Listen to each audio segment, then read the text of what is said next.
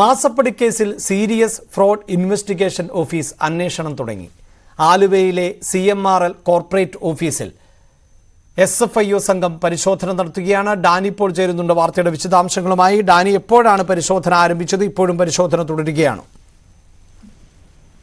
അഭിലാഷ്, ഇന്ന് രാവിലെ 9 മണിയോടുകൂടിയാണ് ഈ സംഘം ഇവിടേക്ക് എത്തിയത്. SFIOയുടെ സംഘം എത്തിയത്. അതിനുശേഷമുള്ള പരിശോധനകൾ ഇപ്പോഴും തന്നെ തുടരുകയാണ്. CMRLന്റെ ആലുവയിലുള്ള കോർപ്പറേറ്റ് ഓഫീസിലാണ് പരിശോധന നടക്കുന്നത്. ഇതിൽ അവരുടെ ഉയർന്ന ഉദ്യോഗസ്ഥരടക്കമുള്ള 6 അംഗ സംഘമാണ് എത്തിയിട്ടുള്ളത്. കോർപ്പറേറ്റ് മന്ത്രാലയത്തിലെ ഏറ്റവും ഉയർന്ന ഉദ്യോഗസ്ഥർക്കാണ് ഇതിന്റെ ഒരു അന്വേഷണ ചുമതല നൽകിയിരിക്കുന്നത്. M. അരുൺ പ്രസാദിനാണ് അന്വേഷണ ചുമതല. അതോടൊപ്പം തന്നെ additional director Prasad Adalli, K. Prabhu, A. Gokul Sada തുടങ്ങിയ ഉദ്യോഗസ്ഥരുടെ ഒരു സംഘം തന്നെ ഇവിടെ.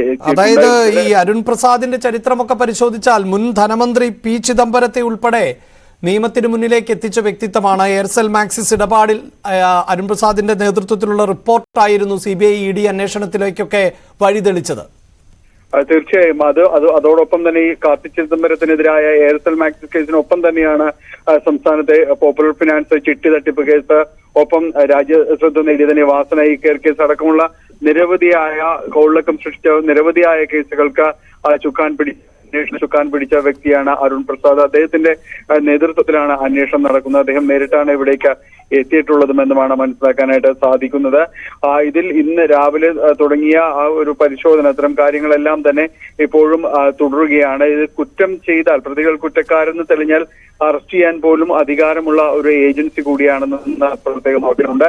എക്സാലോജിക്കും അതോടൊപ്പം തന്നെ ഈ CMRL കമ്പനി, കരിമണൽ കമ്പനി എന്ന് പറയുന്ന CMRL തമ്മിലുള്ള സാമ്പത്തിക ഇടപാടുകൾ സംബന്ധിച്ചാണ് പ്രധാനമായും തന്നെ SFIO അന്വേഷിക്കുന്നത്.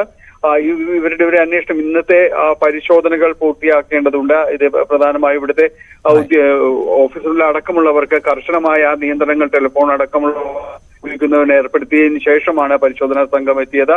അതിപ്പോഴും തന്നെ തുടരുകയാണ്. എക്സാലോജിക് CMRL ഇടപാടുമായി ബന്ധപ്പെട്ട് കേന്ദ്ര ഏജൻസി അതിവേഗം മുന്നോട്ട് പോവുകയാണ്. ഇപ്പോൾ പരിശോധന തുടരുകയാണ്. വാർത്തയുടെ വിശദാംശങ്ങളാണ് ഡാനി ഇപ്പോൾ നൽകിയത്.